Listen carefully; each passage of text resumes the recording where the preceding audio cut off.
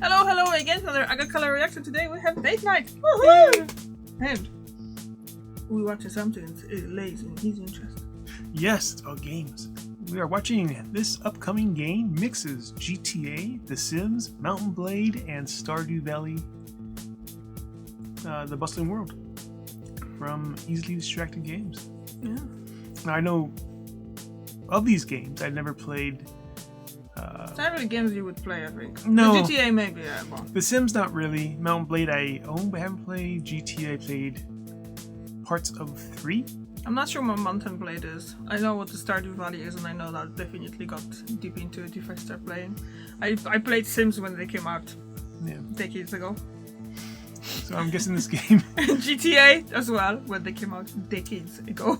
Mountain Blade, you control like armies. Is that? Or I you do little skirmishes. I played something else back then. I haven't played it, but Like Stardew Valley's like farming. Alright, let's just watch it then. Yeah. I'm trying to guess the game, but guess the game. Hey everyone, it's Marco here, and it's not often I read about a game that blends in so many different genres that it just sounds too good to be true. This upcoming game is set to blend the open world gameplay from the likes of GTA and Assassin's Creed, the building and NPC interaction elements from the likes of The Sims, the economy and tycoon elements from the Anno series, the farming mechanics from Stardew Valley, and the military strategy intensity of Mountain Blade. This, my friends, is the Bustling World, and it's all set in ancient China along with these incredible hand-painted visuals. So on paper, this open world strategy, stealthy, life sim RPG sounds like my dream game. But I'm also gonna... Is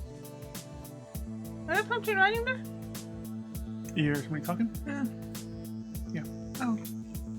Be a bit cautious here. So in this video, I'll be breaking down the Bustling World, or Hustling World more like, to see if it's worth adding to your radar or not. So let's begin. So what do you actually do in the game? Well, according to the devs, the Bustling World offers players a dynamic and interactive RPG experience. Okay, so it's a role-playing game at its core, but it goes far beyond that. In the game, you'll also be able to farm, raise livestock, build homes, establish governments, plan cities, develop diplomacy, wage wars, and much, much more. Now, I've been keeping my eye on this game for some time, which had a troubled Kickstarter, which I'll get to later, but they just released a new trailer in December, and my gosh, was my interest well piqued. See, the goal of the Bustling World is for you to shape your own journey through a range of different activities. Want to live the life of a farmer, or maybe a trader, or maybe a successful business tycoon, or maybe protecting your homeland from enemy forces, or maybe even becoming a hero of the people. The game is set to give players unparalleled freedom. Now, I'm totally on board with this, and it's not uncommon for RPGs to have these different various gameplay routes. So way back I was very impressed, but then the second trailer dropped and it also highlighted much of the RPG combat and adventure elements.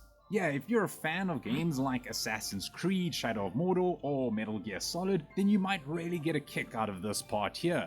The Bustling World comes with treasure hunting, lockpicking, and bounty hunting, but then there's also this combat, and I was like, damn, this looks really cool. But what's more is that you can also tailor the game to your different fighting styles. You've got the sneaky assassin, you've got long-range combat with crossbows, or if you want melee combat, you've got swords and shields. And what's more is that they've also got horseback riding that just looks like some kind of ancient GTA. And I mean, it's got chariot racing or driving too. And then you'll be able to upgrade these chariots. I don't know, it just looks crazy cool. So while watching this trailer, I was like, okay, cool, this is looking good. But then right at the end of the Putting the out of okay, yeah. Hero Wars. Looks interesting. Not something I'll play. No? No. Why not? I prefer action where you control the character like a Skyrim RPG. Not too big into farming. We don't have to farm. Yeah, I'm not too big into crafting either, but I like the battle of first-person RPGs. They need to make another King's Field. I don't know. For first-person.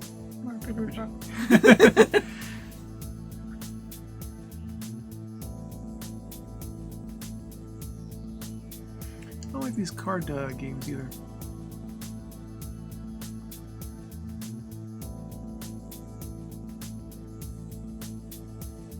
I wouldn't be surprised if we were actually going to play that during the March 3 indie line.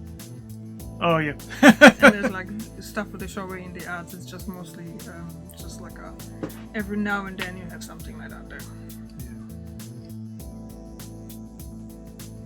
Yeah. So we're back. Video, it shows off this epic whirlwind trebuchet, which the devs have mentioned that the game will include some tactical strategy with some intense war scenarios. Plus, to keep you entertained through all of this, the bustling world also seems to be taking some notes from GTA or Yakuza, where you'll be able to partake in various minigames like culinary showdowns, martial arts, or even some chariot racing. And while all of this is happening, the world is going to be alive. These citizens will have their own unique character traits and family bonds, where your choices will help shape the city around you. These citizens will be living their best lives, like running stores, building houses, avenging their family, you know, the usual. And what a world it is. The first thing you'll notice about the bustling world is its stunning art direction. It's inspired by traditional Chinese art, where the visuals are a harmonious blend of watercolor-like palettes and intricate details. From bustling markets to serene villages, every location feels alive.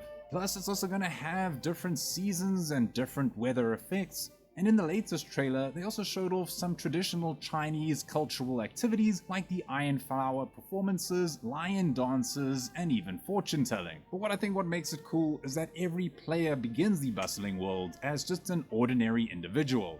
As you progress, you'll traverse different towns, claim territory to establish your own clan, attract residents, and ultimately ascend to the position of Empire's ruler. Regarding the family mechanics, yes, you can actually have romances with NPCs, have children, and create a family of your own. Which really reminds me of playing The Sims, but much like The Sims, you'll also be able to build up houses and other buildings. As according to the devs, it'll also have this in-depth building system that features over 2,000 authentic components. If you're a fan of the ancient Chinese setting, then you'll be able to design and decorate your establishments with various furniture, tools, and artwork. And you can tell that the devs really went hard with the authenticity here. But does building a homestead suggest the process of building up an empire in some way? Well, establishing a home is not a prerequisite for building an empire in the game. These are separate mechanics. You'll have the freedom to choose the elements you wish to include in your gameplay experience. And now over the holidays, I played a ton of Luma Island, and I played a bit of Stardew Valley back in the day. So seeing all the farming aspects really has me curious here. It might put a lot of people off, but let me tell you, farming in games is pretty cathartic. The game is said to have over 60 different plant or crop types from ancient times, where you'll really need to put in the effort to make sure that they stay alive and that they don't end up like your current indoor houseplants. But it's also got animals too, and different farm animals, and it's got over 30 of them. I can't even name 30, but they're saying that they're going to be used for riding and combat too. But then you have the tycoon side of the game. In the bustling world, you'll be setting up and managing businesses. And it doesn't just look like surface level management here, like you're some kind of CEO. Nah, you're going to be hiring employees, engaging in promotional activities, and trying to take down your competition. So it's going to have a whole business management side of the game too. And then if we take a step back, there's also tons of grand strategy elements weaved into the game. Much like Civilization, I guess, where you're going to have various policies like military, culture, economy, and research, where here you'll get to unlock these strategic cards to improve the development of the cities. And cities. It's not going to just be one, you're going to be running multiple cities here. This is where diplomacy comes into the game, where there will be other NPC factions doing their thing, whom of which you'll be able to forge alliances with, do some trading, and of course, large-scale warfare, which, if it's anything like Mount & Blade, I am just so looking forward to. And believe it or not, this massive project started with just 2 people. They've been working on the game since 2019, pouring their hearts and soul into every aspect, From motion capture to voice acting, everything is crafted by hand with no reliance on generative AI. And I'm all for that. Over time, the team has expanded to around 30 developers, but the passion and vision of the original duo remain the driving force. Unfortunately, the team Firewoe Games did actually have a Kickstarter campaign for the game in 2023, but after a few months and raising just over $10,000, they decided to personally halt the campaign. Why? Well, they wanted to address player feedback, expand the game's scope, and ensure a multi-platform release. And unlike most cancelled campaigns, they refunded all pledges and even promised free game keys to backers upon release. But will all this goodwill translate into a finished game? Well, fast forward to today, and the game's latest trailer has really got a lot of people interested. The Steam page is live, and the excitement for this game is reaching an all-time high.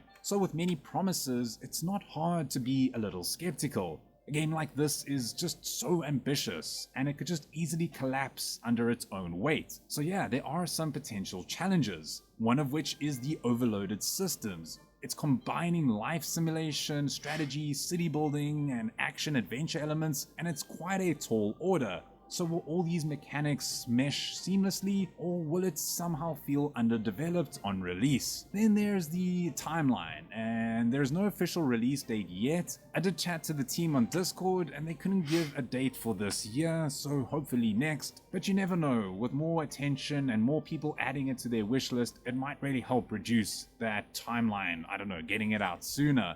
So despite these concerns, I'm really optimistic about the Bustling world. But for me, it's going to be one of two things. It's either going to be a masterpiece, a game that really stands out for games that really think outside the box, or it's going to completely flop and really underdeliver. Nothing is for certain, but all I know is that it's ambitious, innovative, and a little bit crazy in the best way possible. But is it too good to be true? Whether you're a fan of city builders, strategy games, or life sims, there's something here for everyone. So what do you think? Is the Bustling world going to be your dream game? Or are you skeptical that it can live up to its promises? Let me know in the comment section below. And if you enjoyed this video, don't forget to leave a like or even subscribe to see more videos like this. But other than that, it's Marco here from Easy. I like the amount of characters Games, that are there. and What's as going on? always, It seems busy. Yeah.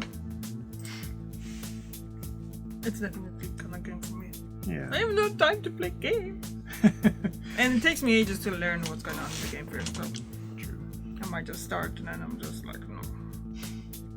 Let's see. And I have this one Portal game to finish. Yeah. It's definitely not for me.